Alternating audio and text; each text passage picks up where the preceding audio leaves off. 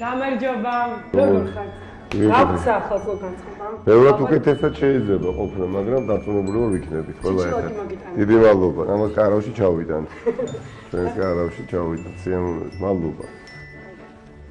ადვილად გამოხოდით, ხო, სათამაშოები რო არ უნდა მოგეყოლებიათ, იცოდით და მოიტანეთ ჩიჩილები. ნამდვილად. წელს პირველი წელია, როცა ნიკამელი ახალ წელს სახლში სანდროსთან ერთად არ იქნება. ოჯახს ყველაზე დიდი ოპოზიციის მოშიმშილე ლიდერი პარტიაში ელოდება.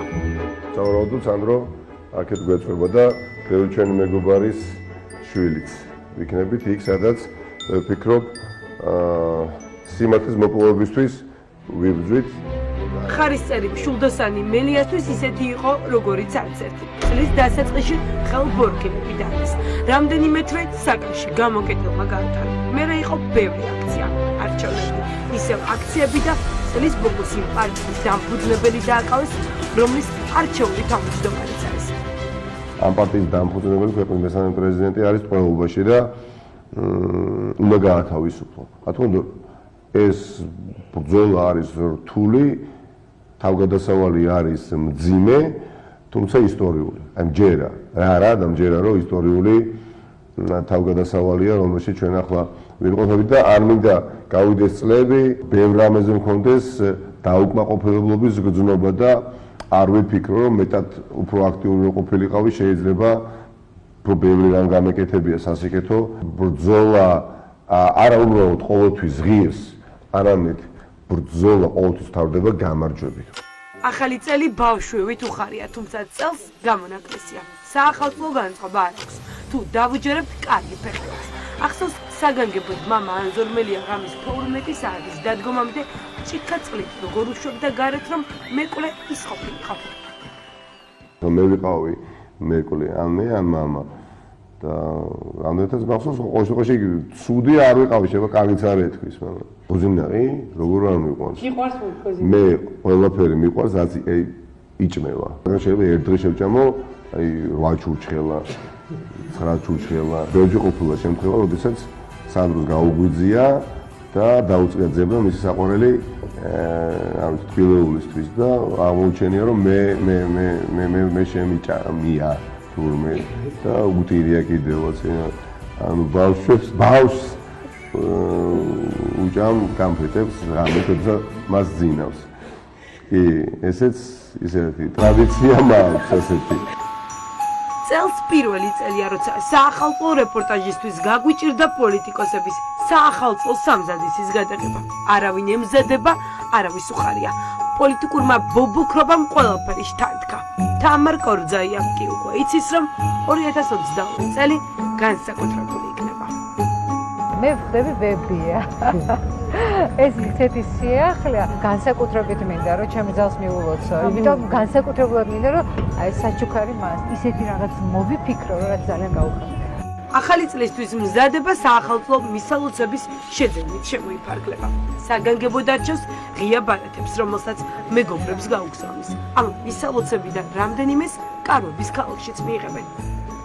ბარათი, რომელსაც გავაგზავნე, აუცილებლად იქნება მოშიმშილეებისთვის, იმიტომ რომ ეს ადამიანი საკუთარი ჯანმრთელობის ფასად ცდილობენ, რომ 2022 წელი და მე ყველა მომდევნო წელი უკეთესი იყოს ამ ქვეყანაში.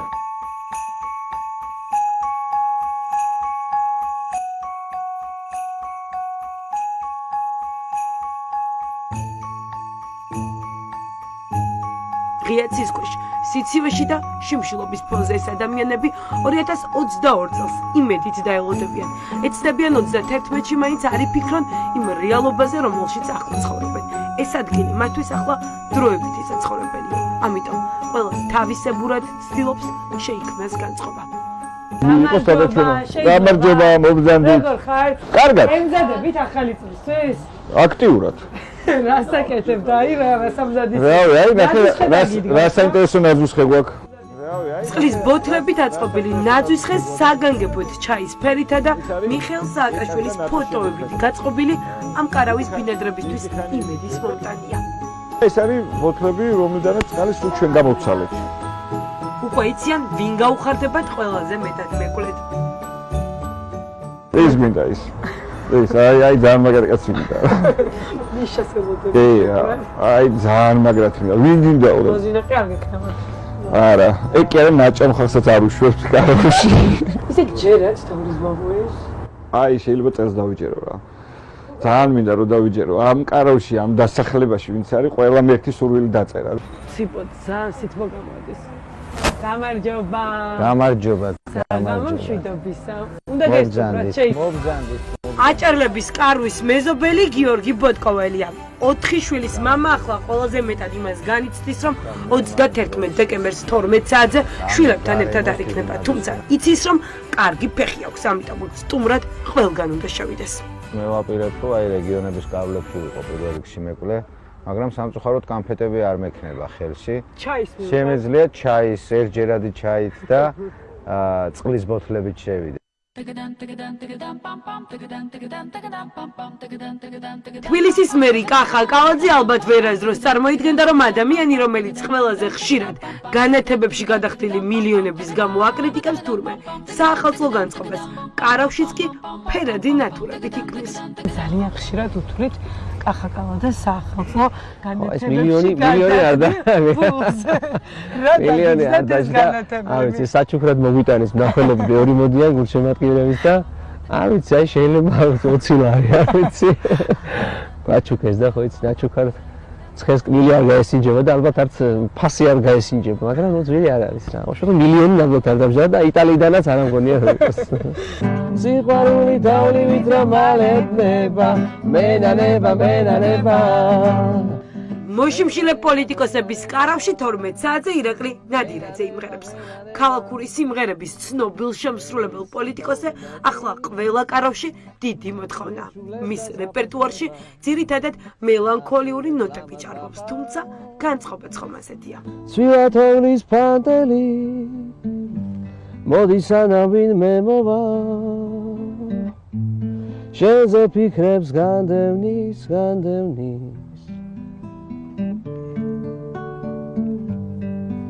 ყველა წელს, ყველა დღისთვის, ყველა საათისთვის და წუთისთვის უნდა ვიბრძოლოთ ჩვენ. მაგრამ იმდაგვარი გამარჯვება მოგვეპოვებიოს, რომელიც ბევრ ადამიანს გაახარება. ოღონდ ეს ყველაფერი დამოკიდებულია იმაზე, შეასრულებს თუ არა თოვლის ბაბუა ამ დასახლებაში მაცხოვრებელი ადამიანების სურვილს მალე.